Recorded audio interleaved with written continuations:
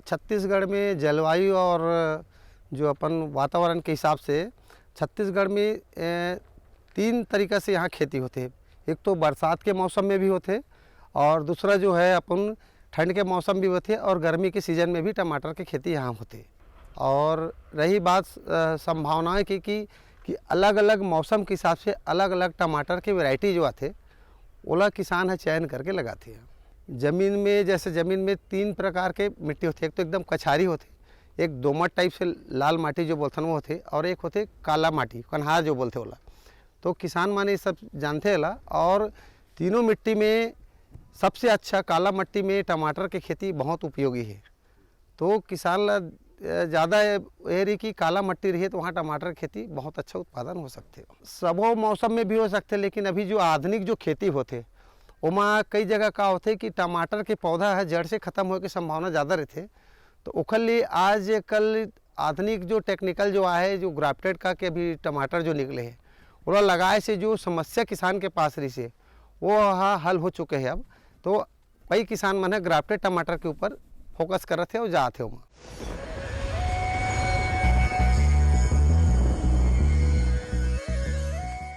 आज तो वसूली करके ही जाऊंगा। घनश्याम, अरे ओ घनश्याम। वो तो स्कूल गए हैं। स्कूल गया है।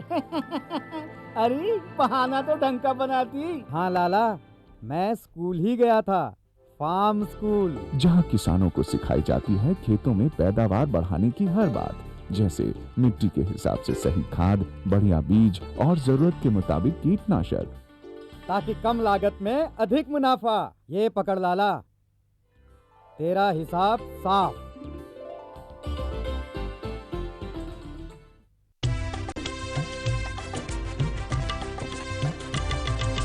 सहकारिता के बल पर विकास के लिए उठे कदम, जन सहकार की ताकत लेकर आगे बढ़ते जाएं हम। जन जन ने इस क्रांति में है विश्वास जगाया, हम सब ने मिलकर विकास का परचम है फहराया।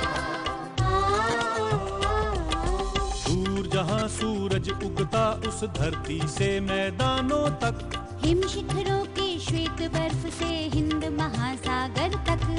श्वेत क्रांति हो हरित क्रांति या ग्राम विकास की बात, एकता ही धर्म हो अब चाहे दिन हो या रात। कृषि मंत्रालय भारत सरकार द्वारा जनहित में जारी।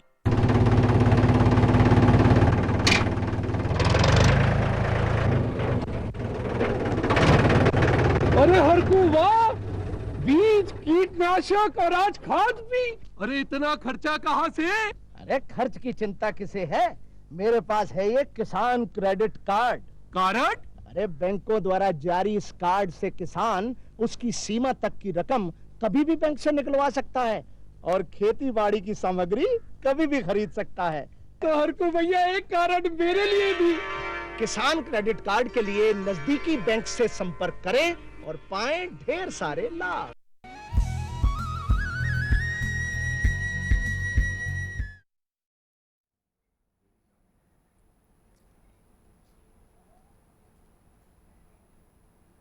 कृषि दर्शन के दिखैया जम्मो संगवारी हो, राम राम जय जोहार। संगवारी हो सजीव फोन इन में आप मन के स्वागत है। संगवारी हो पशुपालन आज के नो है। पशुपालन तो सदियों से चले आते, फिर पूर्व समय में पशुपालक भाई मन ला जानकारी, बीमारी के जानकारी के अभाव में बहुत सारा पशुधन के हानि घलोक होवत रही से। लेकिन ये आज के समय संगवारी हो विज्ञान के दुनिया है और आज नाना प्रकार के जानकारी आप मन बर है और ये ला आप मन ला हमन समय समय में बतावत रही थन। आज संगवारी हो गोट बात करबो कि बरसात के समय में आप मन अपन पशु के देखभाल कैसन ढंग के कर सकते हो, का बात के ध्यान रखना है, कौन से बीमारी होते और रोकथाम का है। संगवारी हो ये विषय में आप मन हमारे विशेषज्ञ महोदय से सीधा टोल फ्री नंबर के माध्यम ले गोट बात कर सकते हो। हमारे टोल फ्री नंबर पुराना वाला जो आगे फिर से आगे संगवारी हो, हमारा टोल फ्री नंबर है 1800-233-9418। संगवारी हो हमारे टोल फ्री नंबर में आप जल्दी से जल्दी फ़ोन करहूँ और अपन प्रश्न ला पूछूँ। आज ये विषय में ढेरकन चर्चा करे बर, गोट बात करे बर आज हमारे संग में हवे डॉक्टर रागिनी पांडे जी। पशु चिकित्सक सहायक सहलज्ञ पशु चिकित्सालय बैरन बाजार रायपुर ले। हमारे कार्यक्रम में आपके बहुत बहुत स्वागत है डॉक्टर साहब। जैसे कि हमारे संगवारी भाई मन के फ़ोन आवे, एक लिए पहले हम यही जानना चाहबो कि पशु में बरसात के समय में ही ऐसे काबर रोग राई के प्रकोप बढ़ जाते? वर्षाकालीन ऋतु में क्या होता है कि एक तो हवा में बहुत ज़्यादा नमी होती है, कम से कम 60 से 80% जो है नमी होती है हवा में। उसके अलावा हमारा जो आसपास का वातावरण है वर्षा ऋतु में, उसका वातावरण का जो तापमान है वो 30 से 35 डिग्री सेल्सियस के बीच में होता है, जो कि बहुत ज़्यादा जो है बैक्टीरिया को उत्पन्न होने में बहुत ज़्यादा ये सहायक प्रदान करता है। सारी जो बीमारियां होती हैं या तो वो बैक्टीरिया से होती है या तो वायरस से होती है। तो ये दोनों ही इस तापमान में बहुत अच्छे से उत्पन्न हो सकते हैं, क्योंकि हम अपने प्रयोगशाला में भी जब नमूनों की जांच करते हैं और हम देखना चाहते हैं, डायग्नोस करना चाहते हैं कि वो कौन से बैक्टीरिया हैं जिससे बीमारियां होती हैं, तो हम उसे इंक्यूबेटर में इसी टेम्परेचर पे रखते हैं। इसीलिए ही इस मौसम में, वर्षा ऋतु में बहुत ज़्यादा बीमारियां होती हैं। जी जी बिल्कुल, बहुत सुघर बात बताया हो। एक और प्रश्न है हमारे मन में कि एक स्वस्थ पशु अगर हम किसान भाई मला रखना है तो ओकर जो आवास है जहाँ वो रहते वो कितना अनुकूल होना चाहिए, ओकर का मापदंड होना चाहिए? सबसे पहले तो मैं ये बताना चाहती हूँ कि जो भी हमारे पशुपालक हैं, जो पशु को पालते हैं, उनके लिए एक साफ़ सुथरी अलग से एक शेड बनवाया जाए, जगह बनवाई जाए। और सबसे मुख्य प्रमुख बात है उसमें वेंटिलेशन अच्छा होना चाहिए, हवादार होना चाहिए, हवा जाए भी और हवा आए भी, तो उस तरीके से शेड होना चाहिए। और जो है जहाँ वहाँ पे जो है सूर्य की रोशनी ज़रूर पड़नी चाहिए, जो नॉर्थ साउथ का डायरेक्शन जो बोला जाता है, स्पेशली जो गायों का जो डेयरी फार्म होता है जिसका, तो वो इसी डायरेक्शन में बनाते हैं जहाँ की सूर्य की रोशनी पड़े सुबह से और शाम तक। ठीक बात है। एक अलावा जैसे हम बात करते हैं कि कौन कौन से ऐसे बात है बरसात के समय में पशु मन ला ध्यान रखना है, तो सबसे प्रथम बात का होता है? इसी से स्टार्ट करेंगे। जैसे वर्षा ऋतु में ही जो शेड की मैंने प्रॉब्लम बताई, जो तो सबसे पहले जो है कि जैसे गर्मी में पशुओं को रखा जाता था कि वो घूम रहे हैं या उनको हवा चाहिए, पर जैसे ही वर्षा ऋतु शुरू होती है उस समय पशुओं को प्रॉपर उनका छत होनी चाहिए जहाँ पे उनको ये लगे जैसे तेज़ हवाएं चल रही हैं या वर्षा होने की संभावना है, तो वो अपने शेड में आ जाएं और उनको वहाँ पे बहुत ही सहज महसूस हो सके इस तरीके से शेड होना चाहिए। दूसरी चीज़ है, शेड जो है कई बार हमको ये लगता है कि पशुपालक को भी लगता है कि पानी नहीं पड़ रहा है, पानी से बच गए हैं, पर आसपास जो है कई बार छत उसकी टपकती है, पानी रिसता है, तो वो चीज़ बिल्कुल ना हो, सूखी जगह रहे। क्योंकि अगर जहाँ पे पानी टपकता है उस शेड में, तो क्या होता है अगर बहुत दिन तक ऐसी स्थिति बनी रहती है तो उसमें एक रसायन अमोनिया नाम की गैस जो है उत्पन्न होती है, और वो गैस जो है बहुत ही टॉक्सिक होता है, एनिमल से उससे टॉक्सिसिटी हो जाती है। सबसे पहले जो है वहाँ पे पशु हैं उनको सांस लेने में दिक्कत होती है, उससे ज़्यादा उनकी आँखों में भी जो है रेडनेस आती है, लाल हो जाती हैं, क्या है कि आँखों देखने में भी उनको दिक्कत होती है। हाँ, पशुपालक भी या हम भी अगर उस शेड में जाएंगे जहाँ पे इस तरह की चीज़ें हैं तो हमें भी सांस लेने में दिक्कत होगी, तो इसलिए इस बात का ज़रूर ध्यान रखना चाहिए। कई बार इससे पशुओं की मृत्यु भी हो जाती है, और ज़्यादातर ये देखा गया है कि बकरी पालन में, चाहे कोई भी हम पशुपालक जिसका भी पालन कर रहे हों, या गाय है, भैंस है, मुर्गी है, वेंटिलेशन हमेशा अच्छा होना चाहिए। हाँ, अगर शेड की जो ऊंचाई है वो कम है और अगर उसमें से भी पानी रिस रहा है तो उसमें तो सबसे जल्दी जो है एमोनिया की टॉक्सिसिटी बढ़ जाती है। जी जी जी, संक्रमण का चांस ज़्यादा है। हाँ, अगर जी हम बात करते हैं अगर बीमारी के, तो क्रमवार हम बीमारी और लक्षण के विषय में हम किसान भाई मन बताना चाहते हैं, तो एक बार आपका बताओ। जी, बीमारी तो वर्षा ऋतु में शुरू ही होती है, बीमारियों का दौर कहा जाता है। इसके पहले मैं आपको ये बताना चाहूँगी कि जैसे शेड की बात करिए, उसके बाद जो हम बात करते हैं जैसे उनके खाने पीने से ही शुरू होता है बीमारियाँ। तो जैसे बाहर जब ठंड और गर्मियों में तो बाहर चराने ले जाते हैं जानवरों को, पर इस वर्षा ऋतु में उनको बाहर नहीं जाने देना चाहिए, या उनका जो है ड्यूरेशन वो कम कर दें, क्योंकि बाहर जनरली हरी घास जो होती है उसमें बहुत ज़्यादा पानी की मात्रा होती है, गीली घास होती है एक तो, और उसमें अन्य प्रकार के जो कीड़े मकोड़े होते हैं वो चिपक जाते हैं, और कई तो ऐसे चिपक जाते हैं जो हम देख नहीं सकते। तो अगर पशु बाहर जाके उसको खाएंगे तो खाने के बाद उनके पेट में वो है कीड़े पहुंच जाते हैं और उससे बीमारियां शुरू हो जाती हैं। तो सबसे पहले तो उनका बाहर चराना बंद करना चाहिए या कम कर दे। इससे अच्छा है कि उनको शेड में ही हरा चारा उसकी व्यवस्था करें। हरे चारे के साथ साथ सूखा चारा भी उन्हें देना चाहिए, जैसे हे और साइलेज का जो हम पहले से बना के रखते हैं। और सबसे पहले वर्षा ऋतु के आने से पहले ही पशुपालकों को ये बात का ध्यान रखना चाहिए कि जैसे थोड़ा सा इसमें ध्यान दे दें कि आसपास की जो बड़ी बड़ी झाड़ियाँ होती हैं या पौधे होते हैं उनको पहले से ही। डॉक्टर साहब एक फ़ोन आवत है। हेलो हेलो, हाँ जी किसान भाई, क्या नाम है आपके? कौन गाँव ले बोला था? हाँ, मैं भगत राम पटेल बोला था, सिंगारबाड़ी घुटकू बिलासपुर छत्तीसगढ़ ले। जी भगत भैया, आप मन अपन प्रश्न पूछाओ। सबले पहले तो आज के कार्यक्रम में आप ला डॉक्टर साहिबा जी ला राम राम जाते हैं। बिल्कुल राम राम है भैया। हाँ, हम आज ये जानना चाहते हैं, पहली प्रश्न जो क्वेश्चन मोरे है कि यदि हम अपन पशु ला पूर्व में टीका नहीं लगा पाए वक्त से पहले कोई कारणवश, तो अभी हमारा पशु के रक्षा करे खातिर कौन सा टीका अपनाना चाहिए या कौन टाइप की हमको देख रेख करना चाहिए जेकर से हमारे पशु की सुरक्षा हो सके। और दूसरा चीज ये है कि ये समय मच्छी और मक्खी और मच्छर जो है बहुत ज्यादा होते हैं, तो हमारा गांव अंचल में छेना जलाथन और कुहरा देथन, तो ऐसा स्थिति में का पशु मन ला कोई प्रकार के हानि हो सकत है या फिर वह उचित है, एक बारे में बताना जानना चाहते ना मना। बिल्कुल बिल्कुल डॉक्टर साहब जी, जैसे उन्होंने बताया कि टीकाकरण नहीं कर पाए हैं, तो कब नहीं कर पाए हैं, जैसे अभी तो दौर ही चल रहा है टीकाकरण का, अगर आप चाहें तो अभी भी करवा सकते हैं क्योंकि वर्षा ऋतु शुरू ही हो गई है। और आप अपने नज़दीकी पशु चिकित्सा जहाँ पे पशु चिकित्सालय में जाएंगे तो वहाँ आपको टीकाकरण की सारी व्यवस्था आपको बताई जाएगी। वैसे अभी गलघोटू है जो बीमारी सबसे ज़्यादा होती है, FMD है, और जिसके खुरपका मुँहपका होते हैं, उसके वैक्सीनेशन अभी हो रहे हैं। और ये बिना इसका कोई आपको देना नहीं पड़ेगा पैसे, ये फ्री में होती हैं, निःशुल्क है ये। तो HS FMD का वैक्सीनेशन आप अभी करवा सकते हैं क्योंकि यही सबसे ज़्यादा बीमारियां जो हैं होती हैं। अगर आप इसका पहले से टीकाकरण करवा लेंगे तो आगे आपको दिक्कत नहीं आएगी। और एक दूसरा प्रश्न रही है मैम कि गांव घर में छेना जलाते मक्खी मच्छर ला भगाए बर शाम के समय में, का ये छेना के धुआं पशु मन बर हानिकारक है, फायदेमंद है, कैसे ढंग के होना चाहिए? फ़ायदेमंद तो नहीं है और ऐसा कोई हानिकारक भी नहीं है।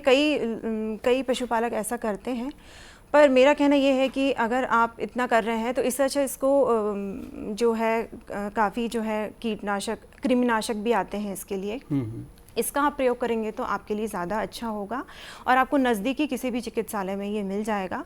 सबसे ज़्यादा भी मक्खी मच्छर का प्रकोप है इस समय और इनसे ज़्यादा सबसे ज़्यादा बीमारियां पशुओं को होती हैं, तो इससे ज़्यादा जो कीटनाशक है स्प्रे उसको आप कर सकते हैं।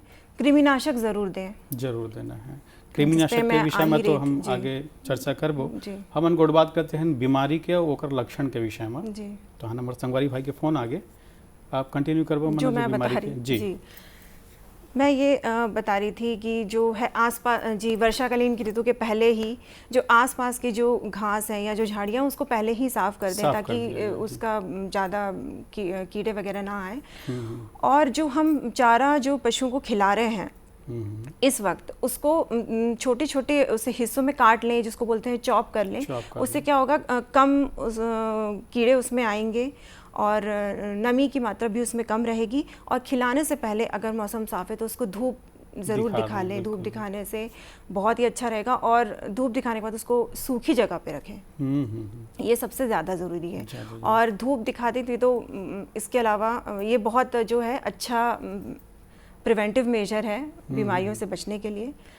और दूसरी चीज़ है कि अगर बाहर अगर आप चरा रहे हैं तो उसमें पानी की मात्रा भी ज़्यादा होती है। जितना पशुओं को पौष्टिक तत्व नहीं पहुंचेगा उससे डबल या तिबल मात्रा में जो है पानी उसके अंदर चला जाएगा, स्टमक के अंदर, उसके पेट के अंदर पानी जाएगा, जिसके की कोई खास उपयोगिता नहीं है। उसमें यह है कि उनके गोबर में भी ज़्यादा पानी आएगा, गोबर भी गाढ़ा नहीं होगा, पानी की तरह जो है गोबर होता है उस समय। तो ये इन चीज़ों का ये ध्यान चीज़ों का ज़रूर ध्यान रखना चाहिए। रखना है, हाँ, बिल्कुल। बीमारियों से जो आप पूछ रहे थे, बीमारी इसी से है जो कृमिनाशक मैंने बोला कि अगर इस वक्त अगर उनको कृमिनाशक जो है डीवर्मिंग नहीं करवाते हैं, जैसे हमारे किसान भाई ने प्रश्न किया अभी, तो डीवर्मिंग करवाना बहुत ही ज़्यादा आवश्यक है, बहुत ही ज़्यादा ज़रूरी है। पशुपालकों को ये बात समझ लेनी चाहिए कि डीवर्मिंग हमेशा ही कराना चाहिए और वर्षा ऋतु में तो निरंतर ही। जी जी। इसके पहले ही, मानसून आने के पहले ही अपने आप स्टॉक बना के रख लें उसका, ये मिल जाता है आसानी से। कई तरह फायदा के क्या होते हैं मैम डीवर्मिंग के? इसका फ़ायदा ये है कि जो पेट के कीड़े हैं, मान लो अगर जाने अनजाने में नहीं देख पाए पशुपालक, जो उन्होंने खा लिया गंदे पानी से या पानी साफ़ नहीं होता है, तो पेट में जो कीड़े हो जाते हैं उसको मारने के लिए ये बहुत उपयोगी है।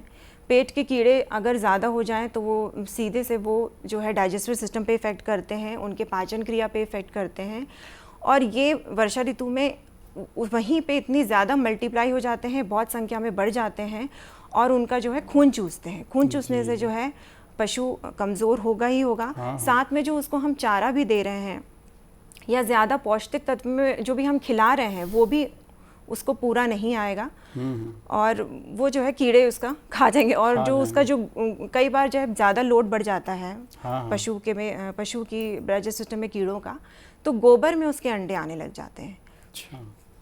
तो इस तरीके से अगर आप गोबर की जांच करवाएं तो उसमें काफ़ी, मतलब अगर गोबर में अंडे मिला है या जो हम उसको ऐसे अपनी आंखों से तो नहीं देख पाते, उसको माइक्रोस्कोप से देखना पड़ता है, तो इसका मतलब ये है कि बहुत ज़्यादा लोड हो गया है एनिमल में कीड़ों का, तो डीवर्मिंग करवाना बहुत ज़रूरी है। बहुत प्रकार की सॉल्ट यूज़ करते हैं डीवर्मिंग के लिए, जैसे दो प्रकार कई सारे केमिकल्स मिलते हैं। सबसे ज़्यादा जो है एल्बेंडाजोल है और फेबिंडाजोल है। डॉक्टर साहब एक और फ़ोन आवा थे। हेलो हेलो हेलो जी, किसान भाई क्या नाम है आपके, कौन गाँव ले बोला था? मैं मनीराम लोनिया बोला था बिलासपुर जिला से। जी जी मनी भैया, आप मन अपन प्रश्न पूछाओ। हमारे पूछे के यही प्रश्न है कि हमारे फिर 8 तो बकरी हवे जी। अब 8 बकरी में हमार मन के बकरी में जन ओखर जन्नू में जन के डोमटा छाना टाइप तो हो गया हवे और ढंग से चारा भी नहीं चरत है और ओमा ओखर से पानी भी ठीक से नहीं पी पाते, तो ओखर लिए हम कौन सा चीज के उपचार करेंगे जन में ठीक हो जाए और सुरक्षा रहेगी? जी जी डॉक्टर साहब, ये बकरी के मुंह में छाला हो गए है, डोमटा हो गए है, ओला कैसन ढंग के ठीक करे जाए, वो कावर हो है ओला पूछा था। ये तो सबसे ज़्यादा जो है बकरी में सबसे ज़्यादा जो है, अगर आपने टीकाकरण उसका पीपीआर का करवाना चाहिए। जनरली पीपीआर जो बकरी पालक होते हैं वो इनको इस बात का पता ही होता है, तो शुरू से ही पीपीआर का वैक्सीनेशन करवाना चाहिए। पेस्टिडिस्पेटाइड्स रूमिनेंट्स इस बीमारी का नाम है। ये गायों में भी होती है पर सबसे ज़्यादा बकरियों में होती है जी। जैसा कि ये बता रहे हैं, आप बता रहे हैं कि छाले हैं तो और पानी भी नहीं, इसका मुझे लग रहा है इसके लक्षण पीपीआर के ही हैं। अगर आपने इसका टीकाकरण नहीं करवाया है तो उसका करवा लीजिए टीकाकरण करने से। और अभी जो है उसका मुंह जो है 10% किसी पोटेशियम डाइक्रोमेट या उससे मुंह धो सकते हैं उसका मुंह, ताकि उसका अभी फ़िलहाल उसके लिए जो है ठीक रहेगा, आहार वो ले सके। जी जी जी जी जी हाँ। और ओकर बाद हमन गोड़ बात करते हैं लक्षण के विषय में कि अगर मान लो चारा खा ले है और गोबर में अंडा दिखा थे, तो एकर पहली किसान भाई कैसे जानही कि का लक्षण है ओकर कि एकर पेट में अभी कृमिनाशक की आवश्यकता है? कोई ऐसा विशेष लक्षण दिखे? कृमिनाशक की देखिए आवश्यकता है ही, आप गोबर को देख के या गोबर को देख के उनको नहीं करना है, ये करना ही है। जैसे ही वर्षा ऋतु आई, जैसे अब बछड़ा जो है, बछड़ा तो हम बोलते हैं एक नींव होता है, अगर डेयरी फार्म में बछड़ा उसका नींव कहा जाता है बछड़े को। बछड़ा होता है 0 से 6 महीने तक बछड़ा होता है, तो जब वो पैदा हुआ तो 15वें दिन में उसको डीवर्मिंग कर लेना चाहिए। ये मैं बछड़े की बात बता रही हूँ, 15 दिन उसको डीवर्मिंग कर लेना चाहिए। 15 दिन से उसका हर महीने करना चाहिए, और जो बड़े पशु हैं उनका हर 3 महीने में करना ही है। ये बहुत ज़रूरी है, क्योंकि जो अंडे हैं वो एक साइकिल चलाते हैं। साइकिल बन जाती है, जैसे एक पशु के गोबर में अंडा आया और अगर ध्यान नहीं दिया जाए तो उससे क्या होते हैं, आसपास के जो सरफेस है वो भी इन्फेक्ट होते हैं, वो भी इफेक्ट पड़ते हैं, पानी भी इफेक्ट पड़ता है, तो दूसरे जानवर तो होंगे ही, और वो जो जिसका गोबर है वो खुद पशु भी दोबारा इन्फेक्ट हो सकता है उससे। तो ये एक साइकिल है, इसको तोड़ना बहुत ज़रूरी है। इसलिए हर 3 महीने में डीवर्मिंग या कृमिनाशक करवाना बहुत ज़रूरी है। इसके ये जो है एल्बेंडाजोल और फेबेंडाजोल के नाम से जो है केमिकल होता है, ये 2 तरह के कृमिनाशक हैं जो उपयोग में लाते हैं। एक बात ज़रूरी ध्यान दें कि एल्बेंडाजोल जो है जो पशु गर्भ में है उसको ना दें, बिल्कुल भी ना दें। फेबेंडाजोल आप दे सकते हैं और ये 10 mg पर kg के डोज के हिसाब से दिया जाता है, दिया जा सकता जी। नज़दीकी पशु चिकित्सा जो है उसमें पता चल जाएगा। जी डॉक्टर साहब, हमारे जो अधूरी है वो कुल मिलाकर के टीकाकरण जो है वे बहुत महत्वपूर्ण है। आप बताते हो कि ये पशुपालक भाई मन है वो मन शुरुआत से लेके आखिरी तक कौन कौन से टीका लगावे, बोला बताते हो? शुरुआत से जो है बच्चों को सबसे पहले ये जो मैंने बताया कि ब्रूसेला का लगाते हैं, जिससे कई सारे लक्षण होते हैं। उससे जो है एबॉर्शन भी होता है गाय का। तो ये पहले ये जीवन में डॉक्टर साहब एक और फोन आवा थे। हेलो हेलो किसान भाई। हेलो हाँ किसान भाई, क्या नाम है आपके, कौन गाँव ले बोला था भाई? गंडाटूला राजनांदगांव बोला। जी जी जी, क्या नाम है भैया? संजय गुप्ता। जी संजय भैया, आप मन अपन प्रश्न पूछो भैया। ये दुधारू गाय का दूध ज्यादा देवर कौन कौन से दाना पानी देना चाहिए? जी, दुधारू गाय ला ज़्यादा दूध देवर कौन कौन से प्रकार के पोषक तत्व देना चाहिए? जी जी बिल्कुल, डॉक्टर साहब बताएं। सबसे ज़्यादा तो ज़्यादा जो है कैल्शियम की मात्रा दूध में ज़्यादा होती है। और हम ये जानते हैं कि कैल्शियम जितना लीटर जो गाय दूध देती है, 1 लीटर दूध में कम से कम 1.8 ग्राम जो है कैल्शियम जो उसके शरीर से निकल जाता है। जी। तो अगर वो जितने 5 लीटर दूध दे रही है तो उतने जो है प्रतिशत जो है कैल्शियम उसके दूध से निकल जाता है। इसका मतलब हम और उसकी जो आवश्यकता होती है वो उससे ज़्यादा होती है कैल्शियम की। और वो हर इसका मान लीजिए अगर प्रति लीटर दूध जो गाय दे रही है, अगर 1.8 ग्राम कैल्शियम उससे स्राव हो रहा है, इसका मतलब उसे 3 ग्राम कैल्शियम की ज़रूरत है। जी। लगभग एक अच्छे जो गाय दूध देने वाली जो गाय होती है उसे 50 ग्राम कैल्शियम की ज़रूरत होती है। तो सबसे ज़्यादा उसे कैल्शियम उसको प्रोवाइड किया जाए, अगर उसके खाने में उसको दिया जाए तो इसे दूध हम और जो है अनाज है, खनिज मिश्रण है, मिनरल मिक्सचर जिसको बोलते हैं, वो ज़्यादा दिया जाए तो जो है दूध का उत्पादन अच्छे से होगा। तो वो प्रश्न रोक के एक बीच में वो भाई साहब के संबंधित प्रश्न पूछा था जी। पशुपालन भाई मन है ऐसे कोई प्रकार के विशेष आहार बना सकते जेकर से बरसात के समय में तो दिया ही जा सके और साथ ही साथ होकर स्वास्थ्य में भी अच्छा लाभ हो, ऐसे कोई प्रकार के आहार हम प्राकृतिक रूप से बना सकते हैं? वर्षा ऋतु में? वर्षा ऋतु में तो जो है और साइलेज जो हम पहले बना के रखते हैं सूखा, इसी के लिए बना के रखते हैं क्योंकि इस समय ज़्यादा पौष्टिक हमें हरा चारा नहीं मिल पाता है। उसका जो है गोल, उसका जो महत्व है वो इसी का है कि जब किसान को या पशुपालक को हरा चारा नहीं मिलता है तो उसे है और साइलेज बना के पहले से मक्के की जो बनाते हैं साइलेज और गड्ढा करके जो बनाते हैं तो उसे हरे चारे को उसको सुखा के उसका मिश्रण बना के पहले से तैयार करते हैं। तो वो चीज़ उनको खाने में ला जाती है।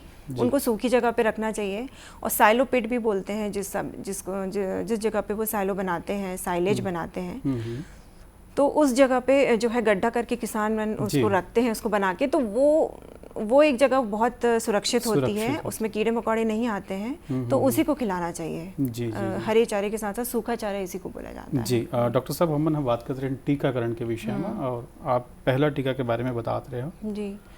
जी मैं बता रही थी कि जो है पहला ब्रूसेलोसिस का जो टीकाकरण हम करते हैं ब्रूसेला का, उससे अबॉर्शन भी होता है। ये जीवन में एक बार ही करते हैं। तो शुरू में ही ये 6 माह के उसमें बछड़ा जब होता है तो 6 माह के उसमें कर दिया जाता है। उसका बूस्टर डोज भी लगता है 1 महीने बाद। और जो मैंने बताया HS या BQ जिसको बोला जाता है गलघोंटू बीमारी, गलघोंटू का भी टीकाकरण लगता है, पर ये हर साल लगाते हैं उसको, एनुअली हर साल एक बार लगता ही है। FMD का टीकाकरण, खुरपका मुंहपका बीमारी जिसको बोलते हैं, उसका टीकाकरण भी एक बार। तो ये सारे टीकाकरण जैसे एंथ्रेक्स है, एंथ्रेक्स की जो है स्पोर इस समय बहुत बढ़ते हैं वर्षा ऋतु में, बहुत जर्मिनेट होते हैं इसका स्पोर, तो इसका भी जो है जीवन में एक बार ही लगता है। तो एंथ्रेक्स और ब्रुसेला का एक बार, और गलघोटू और जो खुरपका मुंह का बीमारी है उसका हर साल एनुअली वैक्सीनेशन होता है। जी जी जी, मतलब ये जो टीकाकरण के जो दौर चलते हैं ये बरसात के समय में ही बहुत ज़्यादा चलते हैं। हाँ अब बिल्कुल, और जिसे हम बात कर रहे हैं बकरी के विषय में, हमारे भाई किसान भाई प्रश्न पूछे रही से पीपीआर का चीज़ है, वो ये काबर जरूरी है, ये विषय विस्तारित जी मैंने बताया था पीपीआर जो बीमारी है वो पेस्टिडिस्पिटाइज रूमिनेंट्स बोलते हैं उसको, और ये जनरली ज़्यादातर बकरियों में ही होती है। इसका जो जैसे हमारे किसान भाई ने भी बोला अभी कि उसके मुंह में छाले हो रहे हैं, और इसका जो मेन जो सिम्टम है या मेन लक्षण है इसका ये है कि आँख और जो मुंह से है स्त्राव होता है, उनका म्यूकस ज़्यादा बढ़ता है, खाने में दिक्कत होती है, आँख से भी आंसू बहते हैं। तो ये प्रमुख लक्षण है पीपीआर के। इसको जल्द से जल्द इसको टीकाकरण कर लीजिए, करवाना चाहिए। जी। एक आखिरी महत्वपूर्ण क्वेश्चन पूछना चाहूँ कि किसान भाई जैसे पशुपालक भाई है, यह कैसे ढंग के मतलब नमूना लाए ताकि लैब में जाकर के पता चल जाए कि फलाना बीमारी है? बिल्कुल, लैब में भेजना ही चाहिए नमूने। जैसे गोबर जांच तो पहले कर ही लेनी चाहिए। इस वक्त वर्षा ऋतु में बता रही हूँ बहुत अंडे जो हैं दिखते हैं, सबसे ज़्यादा गोबर जांच कर लेनी चाहिए, मूत्र जांच कर लेनी चाहिए, और दूध का भी सैंपल देना चाहिए। ये 3 सैंपल ज़रूर देना चाहिए इस वक्त। जी डॉक्टर साहब, समय का अभाव है, जल्दी जायवर भी पड़ी। आप बहुत सुघर जानकारी हमारे किसान भाई मिलते हो, एक बार आपका बहुत बहुत धन्यवाद। संगवारी हो, आप मन भी देखे सुने कि कैसन ढंग के आप मन पशुपालन के क्षेत्र में बढ़िया ढंग ले काम कर सकत हो, ये समूह जानकारी ला गांठ बांध लो। संगवारी हो, अगला में फिर आबो, तब तक बर जय जोहार।